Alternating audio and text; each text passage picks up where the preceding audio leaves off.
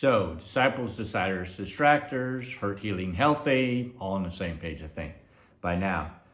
Bring up three other topics that I think are key too.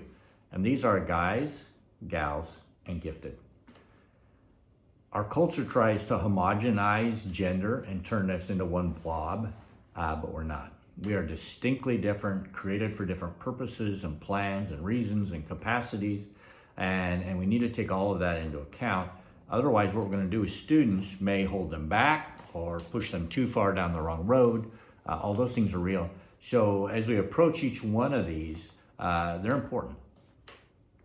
First, I'm going to jump into the guy world, just because in a general sense, there aren't enough strong Christian men in the church today.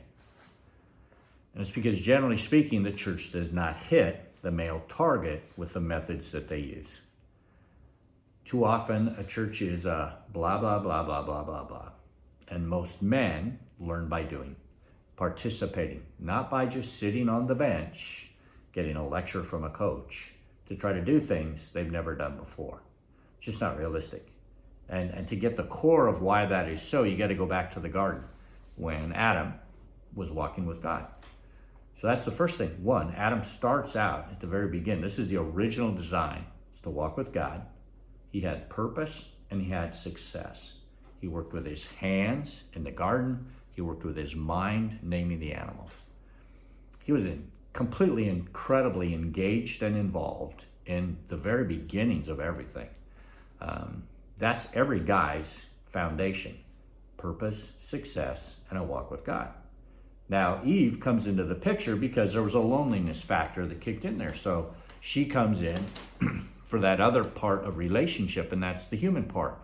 So purpose, success, relationship with God, relationship with people. And now Adam, up until the garden of apple eating, is good to go. In contrast, Eve comes in for relationship with purpose and success as add-ons. Her initial one. So how that plays out in youth ministry is this. Guys need to find purpose and success in the kingdom of God. I remember I started my first place as the full-time, bivocational youth pastor guy after having been a volunteer for a number of years with 2 junior high girls in the group. That was it. So all their friends were junior high girls.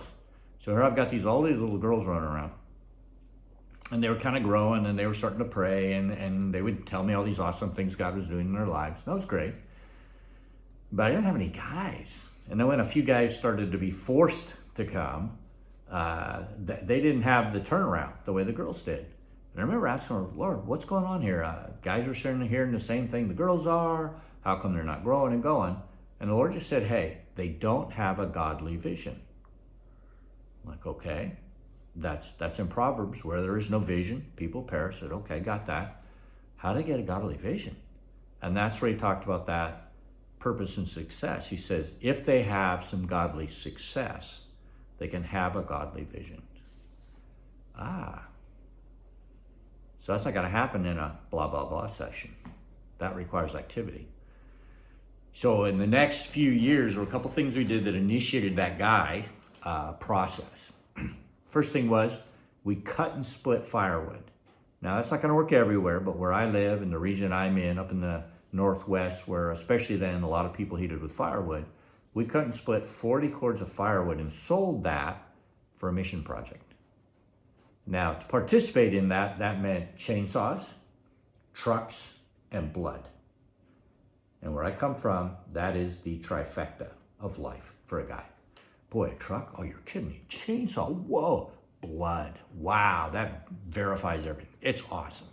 That was the time, that was the day. Now, it's going to be different every time, every place, and all that. But the reality was they found success and purpose in today's dollars, and this is about 2024, today's dollars, close to $10,000 worth of money we were able to raise to go to a mission project.